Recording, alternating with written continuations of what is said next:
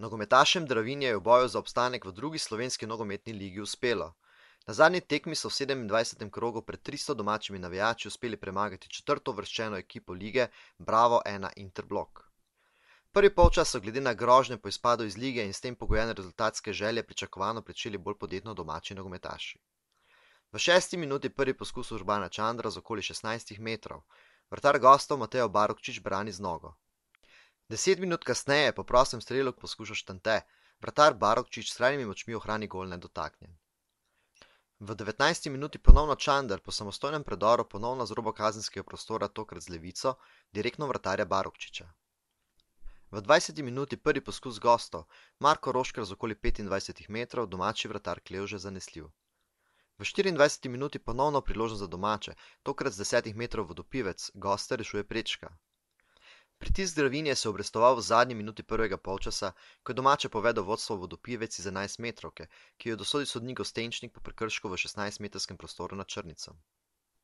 Če se je prvi polčas končal spodbudno za Dravinjo, se je v drugi pričel s hladnim tušem, ki ga je v 47. minuti za goste spustil Klepčar, po zmedi v obrambi je izid izenačen na 1:1. Nogometaši Dravinje so se hitro zbrali, 2 minuti kasneje ponovno priložnost, iz kota vodopivec Klokočovnik vrača v sredino, kjer z glavo poskuša Kek, žoga preko gola.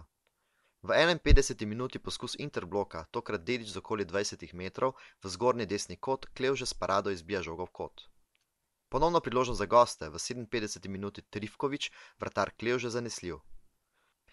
Prelomna je 67. minuta, ko domače vodstvo povede Aljaž Naglič, ki je kot menjava za Černeca vstopil v igro v 62. minuti.